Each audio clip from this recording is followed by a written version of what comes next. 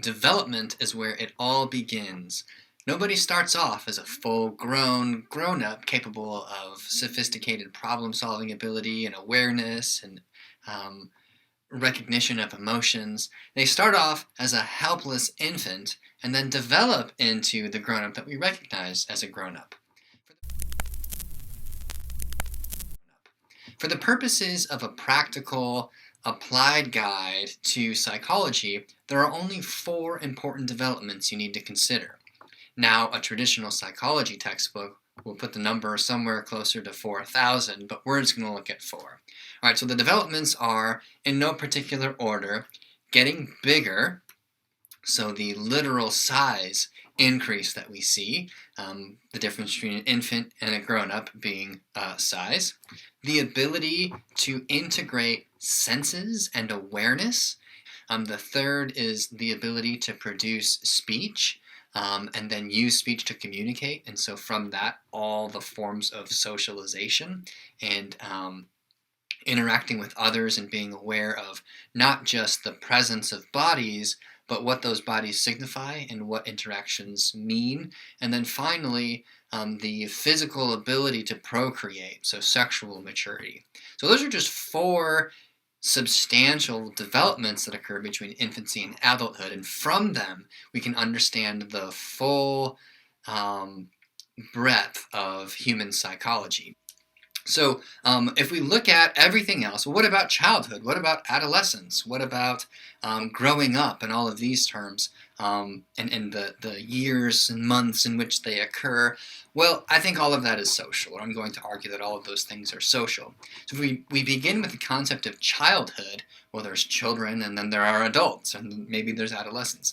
But even before like the Renaissance, so we're talking 500 years ago, and in the history of civilization, that's like not that far back. The history of civilization, we might be going into the late medieval era, like going back this far. If you were big enough to sow and reap harvests, then you were an adult, and you dressed like an adult, and you talked like an adult.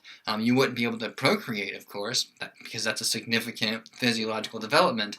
But what it means to be a child was insignificant. There was no meaning there. Now, if you go back further in history, we start to see evidence of differences between children and adults, but only like 500, 600 years ago, there wasn't. And so that was a relatively recent development, and now, of course, we differentiate not just children from adults, but young children from older children, and older children from teens, and teens from young adults, and so on. So then we move on to adolescence and becoming a teenager and the significance of that. And while there is, of course, the physiological development of sexual maturity, the concept of adolescence is relatively new, this idea that someone can be adult in body, yet not prepared for adulthood. And we have to look at this within the context of compulsory high school. And so students weren't required by law to attend school after 8th grade. By then they had achieved not only basic literacy, but advanced literacy, the ability to read the full canon of their spoken language. Now, of course, we know 8th graders, for the most part, unless they're exceptionally gifted, aren't ready to tackle Shakespeare on their own. They have to go through another 4 years of high school and then college before they're able to tackle those, because we've pushed on this idea of growing up later and later. Adolescence also became a term around 1904 when the age of employment, so the child labor laws went into effect, and so you couldn't work a full-time job until you turned 16. That is the reason why we have this concept of adolescence, and it's relatively recent in the history. We have to go back 100 and maybe 15 years. Before that, it wasn't unreasonable for a 13 and 14-year-old to start a family and support the family because there were jobs, but now a 14-year-old couldn't get a job legally. So they can't afford to raise kids, and it would be irresponsible. And now you're not responsible until you have a kid at 18, and that's early 20th century. Today, you're not responsible officially until you have like your college degree and you've saved $50,000 and things that a lot of people don't really do or can't possibly do.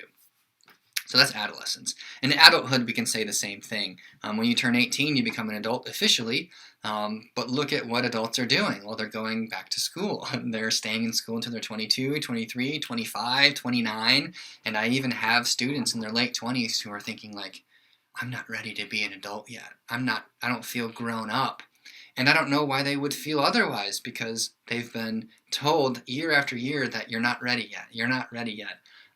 Rather than you decide when you're ready, and you decide what that means, and you do what's necessary to get there. The last thing that I want to talk about is something about human children, and to do that I want to tell a story. So my wife and I recently rescued, it was about a year ago, rescued a bulldog black lab mix, and she was a puppy, and so she wasn't housebroken. She would pee everywhere, and we had to train her to pee outside. And so if she needed to pee, she would have to like whine, and we'd take her outside, and then we would keep putting her outside while she peed until she started to do that on her own. And then when she was around us, she would behave and do that.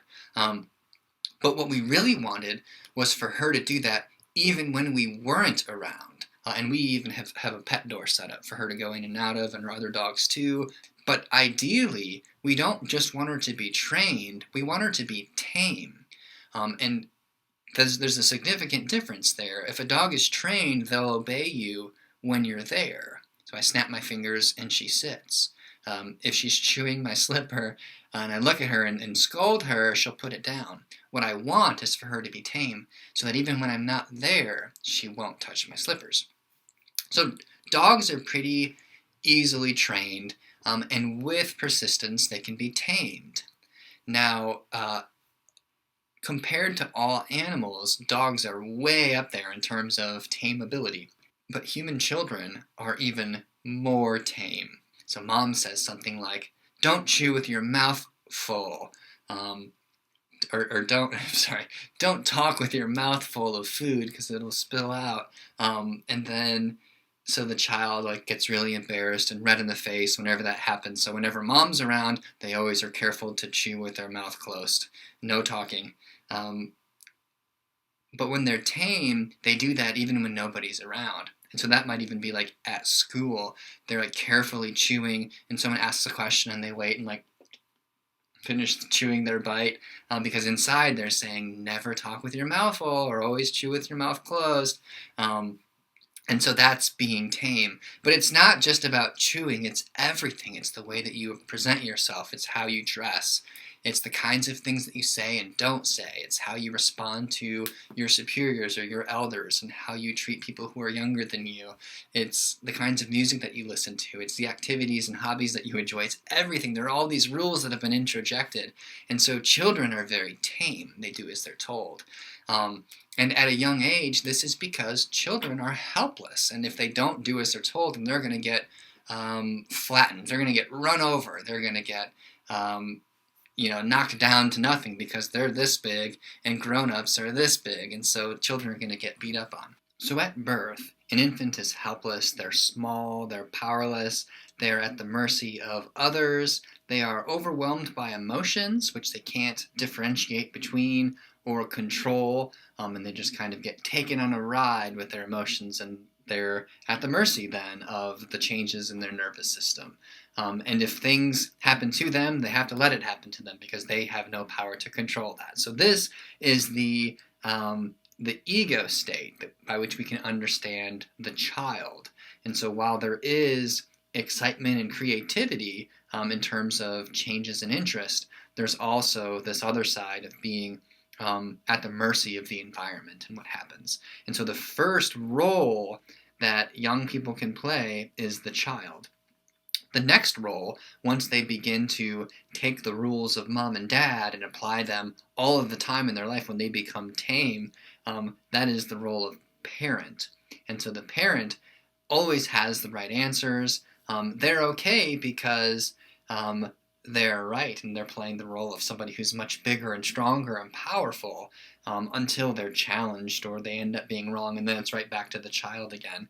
And then finally the stage of the adult, which doesn't happen until much later when the young person is capable of thinking critically. because only then can they start to evaluate a situation from their own perspective in a neutral and unbiased way, and try to arrive at the best conclusion, and then test that conclusion to see how accurate it was, and so on. Whereas the parent just says, it's my way or the highway, and the child says, I don't know. The adult says, let's see if we can figure this out and go after it.